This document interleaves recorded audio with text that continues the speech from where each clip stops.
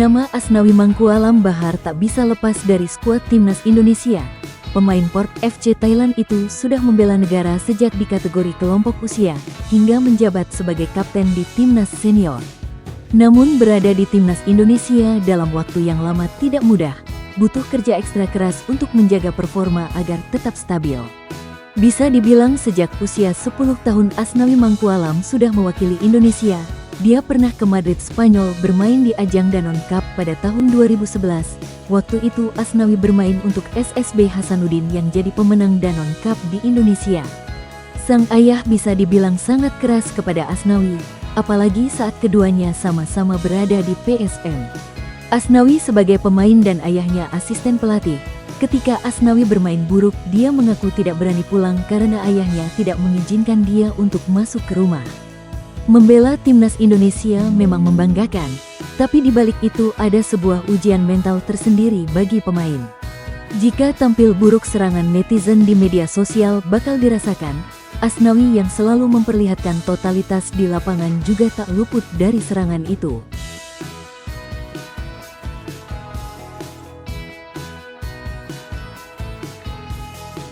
Sedangkan Patinama masih bingung dengan masa depan klubnya. Sain Patinama menegaskan bahwa dirinya masih ingin fokus memberikan yang terbaik bagi timnas Indonesia. Karena itu Patinama masih belum mau memikirkan masa depannya di level klub. Patinama bernasib kurang bagus musim ini. Klub KAS Open harus terdegradasi dari kompetisi kasta tertinggi Belgia. Di musim reguler mereka hanya meraih 7 kemenangan dari total 30 pertandingan. Imbasnya KAS Open harus mengakhiri persaingan di peringkat ke-14 klasemen akhir. Mereka terpaksa melewati babak playoff degradasi dengan 3 tim lainnya. Sain Patinama belum bisa banyak berkomentar soal masa depannya bersama KAS Open selepas degradasi. Apalagi sejak bergabung pada Februari tahun ini, kontraknya masih berlangsung hingga tanggal 30 Juni tahun 2026. Dia berkata, untuk saat ini saya masih belum tahu soal nasib saya musim depan. Setelah musim berakhir kami akan melihat nanti. Memang tidak bagus tim kami harus degradasi. Namun karena sebelumnya saya cedera dan sudah kembali bermain lagi, jadi akan lihat setelah pertandingan bersama timnas Indonesia dan nantikan apa yang terjadi.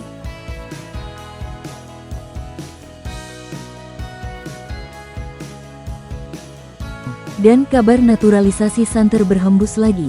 Menteri Pemuda dan Olahraga Dito Aryo Tejo memberikan kabar terbaru terkait naturalisasi 2 pemain keturunan, keduanya yaitu Kelvin Verdong dan Jens Raven.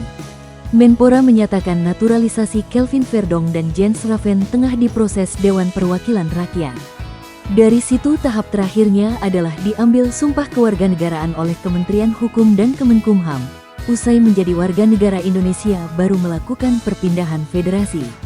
Menpora menargetkan Kelvin Verdong sudah bisa membela timnas Indonesia melawan Filipina di kualifikasi Piala Dunia tahun 2026, atau kalau bisa melawan Irak.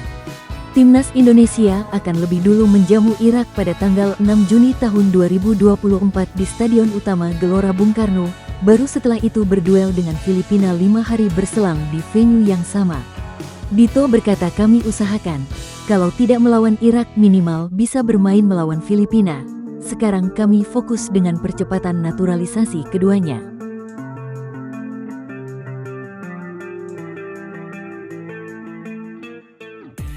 Kemudian ada kabar bahagia pelatih Indonesia Sintayong.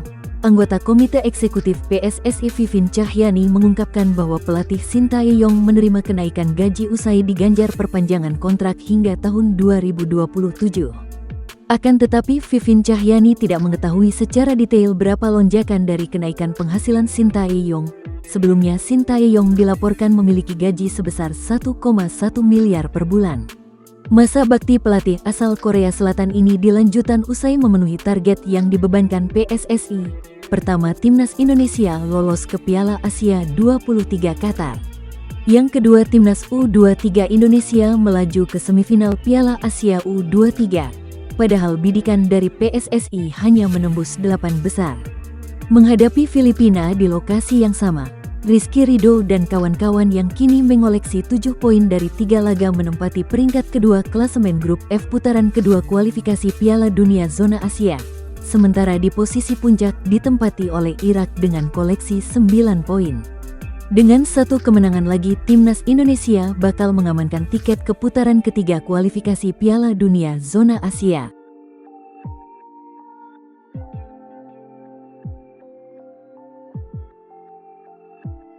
Sedangkan Ketua Badan Tim Nasional yaitu Sumarji memberi kabar baik untuk skuad Timnas Indonesia. Ketua Badan Tim Nasional Sumarji menjelaskan kabar terkini dua pemain yang dikabarkan cedera pada latihan perdana Timnas Indonesia yakni Nathan Chu Aon dan Yance Sayuri. Dua pemain ini memang terlihat mendapat perawatan saat latihan perdana Timnas Indonesia di lapangan B Senayan.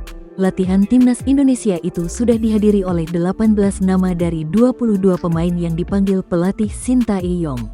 Dikatakan Sumarji, Nathan dan Yance dalam keadaan baik-baik saja. Banyak netizen berspekulasi bila dua pemain yang cedera ini disebabkan lapangan yang kurang baik di lapangan B Senayan. Latihan Timnas Indonesia juga setelah itu berpindah ke lapangan A. Namun Sumarji menampik alasan lapangan yang buruk jadi penyebab cedera. Hal senada juga diungkapkan anggota Exco PSSI Arya Sinulinga yang diwawancara terpisah. Tidak ada juga pemain cedera karena lapangan.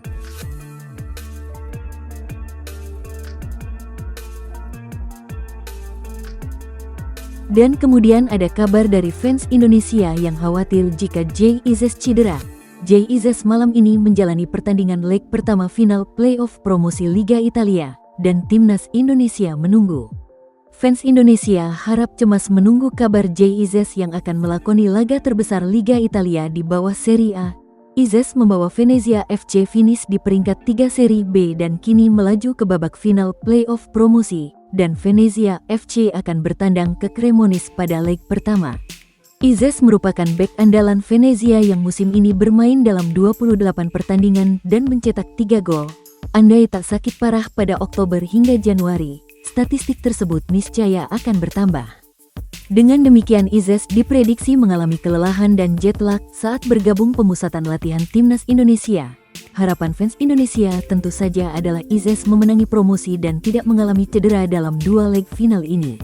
Mengingat jadwal yang terlalu mepet, pelatih Sintayong memastikan sang bek naturalisasi akan absen melawan Irak. Izzes otomatis melewatkan laga uji coba melawan Tanzania dan kemungkinan hanya ada di box eksekutif menonton laga Irak.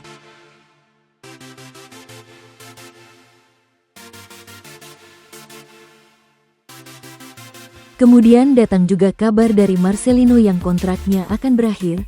Marcelino Ferdinand nampak merahasiakan nasibnya di klub Belgia KMSK Deinze. Kontrak Marcelino Ferdinand bersama KMSK Deinze berakhir pada Juni tahun 2024. Bergabung sejak Januari tahun 2023, Marcelino Ferdinand belum banyak mendapatkan kepercayaan tampil. Tercatat Marcelino diturunkan dalam 7 pertandingan dengan koleksi 1 gol. Dia berkata kalau soal itu masa depan saya masih rahasia. Kini Marcelino tengah memenuhi pemanggilan Timnas Indonesia untuk menatap 2 laga sisa di grup F putaran kedua kualifikasi Piala Dunia tahun 2026 Zona Asia. Diakui Marcelino, latihan perdana pada Selasa difokuskan untuk menggenjot kebugaran fisik Asnawi Mangkualam dan kawan-kawan.